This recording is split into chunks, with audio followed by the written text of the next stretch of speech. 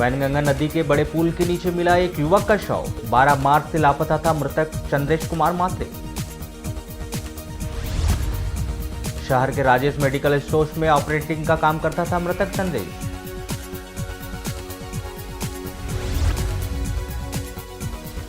नगरीय निकाय चुनाव से ठीक पहले प्रदेश शासन को आखिरकार पीएम आवास योजना के हितग्राहियों की याद आई।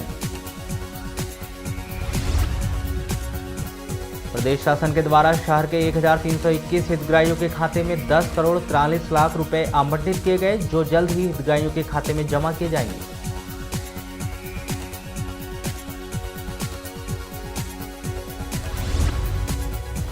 कोरोना वैक्सीन की जागरूकता के लिए भारतीय जनता पार्टी के द्वारा अस्पताल के बाहर खोला गया सहायता केंद्र। इस सहायता केंद्र के माध्यम से वैक्सीन लगाने वालों का पंजीयन और वैक्सीन लगाने की प्रक्रिया में पूरी मदद की जा रही है।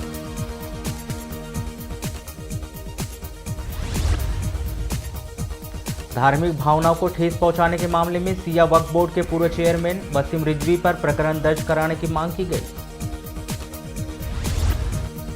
सोमवार को एमआईएम पार्टी के और मुस्लिम युवाओं ने पुलिस अधीक्षक कार्यालय पहुंचकर जिम्मेदार अधिकारियों से पूरे मामले की कार्रवाई की मांग की।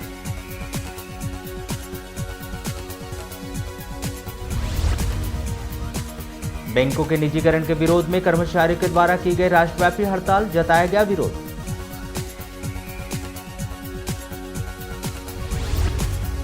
कर्मचारियों की हड़ताल से सोमवार और मंगलवार 2 दिन तक बैंकों में ठप रहेंगे कामकाज।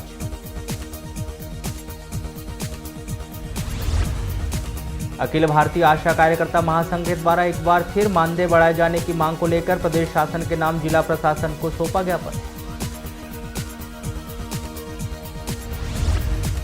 आशा कार्यकर्ताओं के द्वारा इस बात का हवाला दिया गया कि शासन के द्वारा मानदेय 10,000 रुपए किए जाने की घोषणा की गई थी, लेकिन अब तक मानदेय बढ़ाया नहीं गया।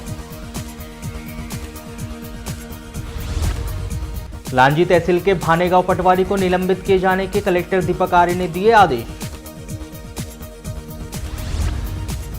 भानेगांव पटवारी के शासकीय आवास पर अतिक्रमण किए जाने पर हुई निलंबन की कार्रवाई।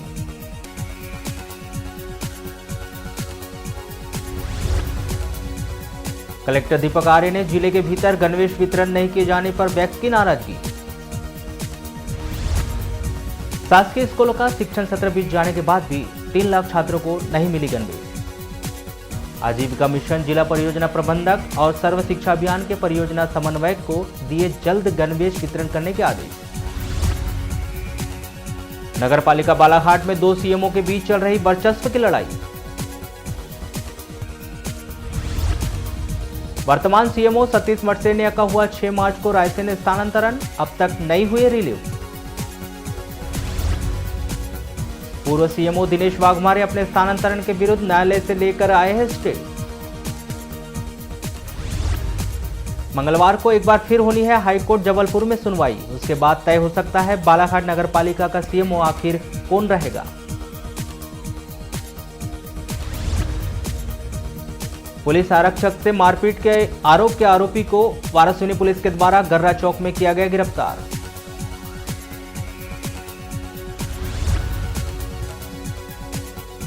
वारासिनी शहर के वार्ड नंबर 4 स्टेशन पहुंच मार्ग पर अतिक्रमणकारियों का बहुत अधिक बोलबाला दिखाई दे रहा है। 40 फीट की सड़क पर अतिक्रमणकारियों ने उसे 8 फीट में तब्दील कर दिया है। स्थानीय लोगों की शिकायत के बाद भी प्रशासन कार्रवाई नहीं कर पा रहा है।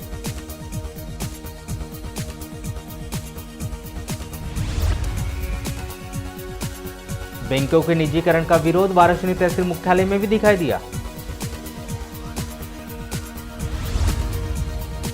बैंक कर्मचारी अधिकारियों के द्वारा United forum of bank union के आह्वान पर सोमवार और मंगलवार को हड़ताल का आह्वान किया गया है।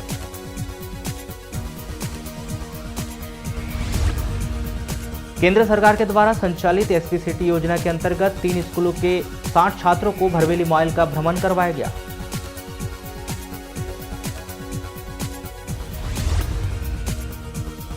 लालबरा तहसील मुख्यालय के बांद्री पंचायत में बड़ा देव पूजा स्थल पर अज्ञात लोगों के द्वारा अतिक्रमण किया जा रहा है।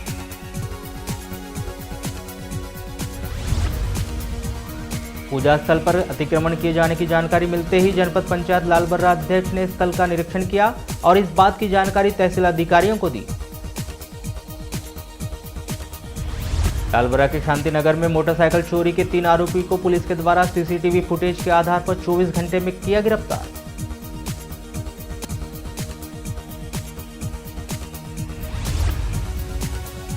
नगरपालिका बालाघाट के बजट में लगातार हो रही देरी पर निवर्तमान पार्षदों ने नाराजगी व्यक्त की।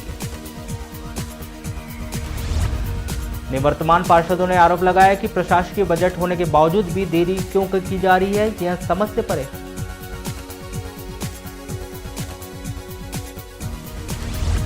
जटाशंकर त्रिवेदी महाविद्यालय के द्वारा 50 सीटर छात्रावास का निर्माण तो कर लिया गया है, लेकिन उसे आवंटन करने में देरी हो रही है।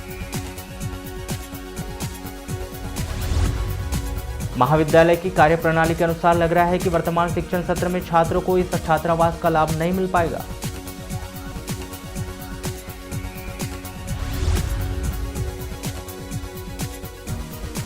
सड़क दुर्घटना में घायल पिता से मिलने अस्पताल जा रहे पुत्र भी सड़क दुर्घटना में घायल हो गया।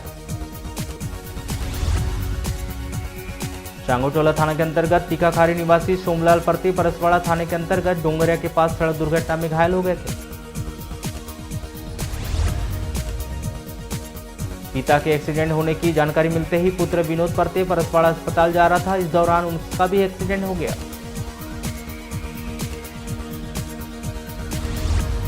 दुर्घटना में घायल दोनों पिता पुत्र को जिला अस्पताल में इलाज के लिए भर्ती किया गया है।